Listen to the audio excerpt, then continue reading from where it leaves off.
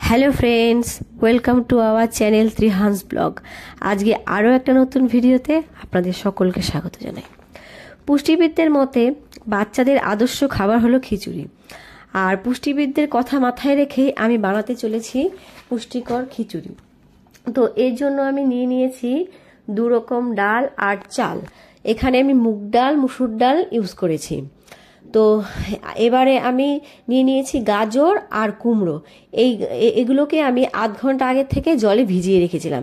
এবারে আমি এগুলোকে ওয়াশ করে নিয়ে ফিরে আসব। পুষ্টিবিদরা বলে থাকেন যে চালে লাইসিন নামে অ্যামাইনো অ্যাসিড থাকে, কিন্তু ডালে তা থাকে না। তো চাল আর ডাল যদি মিশিয়ে আমরা একসঙ্গে রান্না করি তাহলে চালের অ্যামাইনো অ্যাসিডটা কিন্তু ডালেও প্রবেশ করে, যা বাচ্চাদের ব্রেন ডেভেলপমেন্ট করতে সাহায্য করে, শারীরিক বিকাশেও সাহায্য করে। তো তাই পুষ্টিবিদরা বলে থাকেন যে ভাত আর ডাল আলাদা আলাদা রান্না না করে এগুলো সব মিশিয়ে একটা খিচুড়ি তৈরি করতে। বাচ্চাদের পেট যেহেতু খুবই ছোট, তাই বাচ্চারা কিন্তু আলাদাভাবে মাছ, মাংস, ডিম, ফল এসব খেতে পারে না। তো আমরা এমন একটা খাবার তৈরি করব যেখান থেকে বাচ্চারা সহজে protein, vitamin, mineral, fat, carbohydrate সব গুণগুলোই পেয়ে যাবে। তো আমি পুষ্টিবিদদের কথা মাথায় রেখেই তেমনি একটা খিচুড়ি আজকে বানাতে চলেছি। তো প্রথমে আমি একটা কুকার বসিয়ে নিয়েছি। আপনারা চাইলে কুকারের বদলে অন্য কোনো পাত্রেও করতে পারেন। তো আমি খানিকটা ঘি নিয়ে নিলাম। আপনারা এখানে সাদা তেল বা বাটারও ইউজ করতে পারেন। এবারে আমি কেটে রাখা গাজরের টুকরোগুলো এর মধ্যে দিয়ে দিলাম। এরপরে আমি দিয়ে দেব কুমড়োর টুকরো। আপনারা যদি চান আরও অন্যরকম সবজিও ব্যবহার করতে পারেন। তো আমি কুমড়োগুলো দিয়ে নিলাম। এবার দিয়ে এখানে আমি একটু ভাজা ভাজা করে নেব।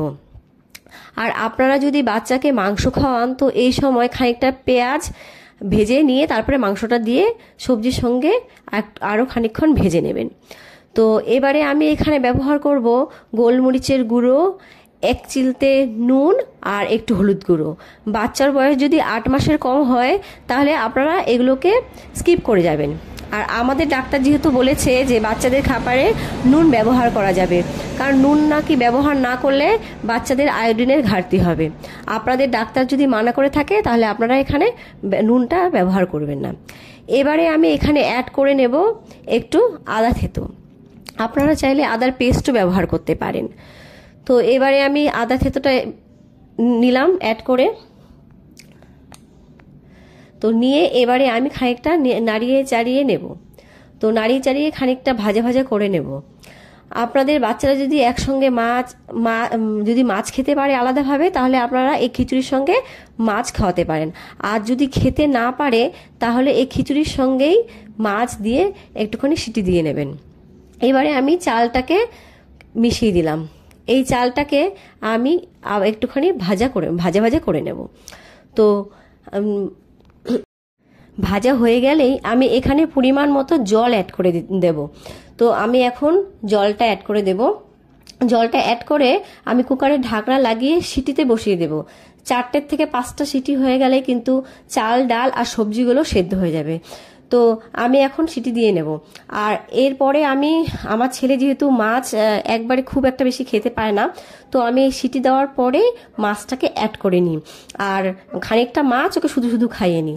আপনারা যদি মনে করেন যে আপনাদের বাচ্চা মাছ খাচ্ছে না, সেক্ষেত্রে আপনারাও কিন্তু কুকারটা খুলে গেলে সেখানে মাছ অ্যাড করে নিতে পারেন। পুষ্টিবিদরা বলেন যে যদি আমরা একটা খাবার থেকেই এত কিছু গুণাগুণ পেয়ে থাকি তাহলে কিন্তু এই খিচুড়িটা আমরা বানিয়ে বাচ্চাদের খাওয়াতেই পারি।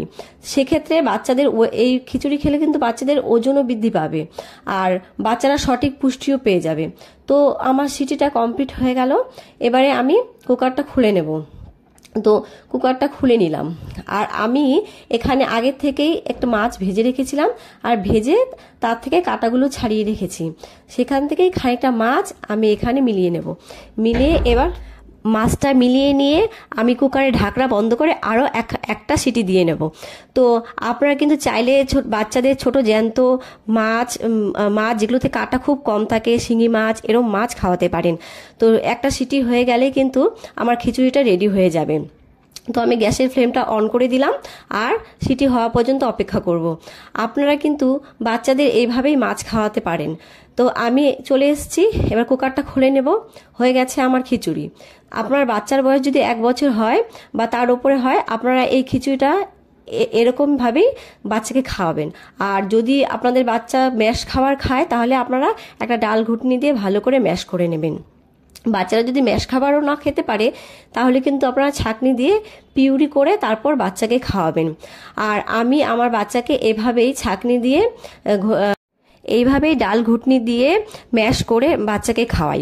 আপনাদের বাচ্চা যখন 8 মাস বয়স হবে, তখন থেকে আপনারা বাচ্চাকে চেষ্টা করবেন একটু দানা দানা খাবার দেওয়ার, না হলে কিন্তু বাচ্চারা পরবর্তীতে আর দানা খাবার খেতে চাইবে না।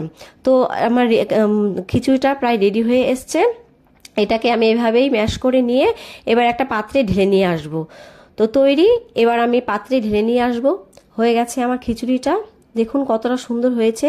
এই খিচুড়িটা খেতেও যেমন সুস্বাদু হয়, আর এর কিন্তু গুণও অনেক। বাচ্চাদের খাওয়ালে কিন্তু দ্রুত ওজনও বাড়বে। তো আমার যদি রেসিপিটা ভালো লেগে থাকে, আপনারা বাচ্চাদের খাওয়াতে পারেন। Thank you for watching my video. আর যদি ভিডিওটা ভালো লাগে একটা লাইক করে দেবেন আর আমার চ্যানেলটাকে সাবস্ক্রাইব করে দেবেন। দেখা হবে পরবর্তী ভিডিওতে। বাই।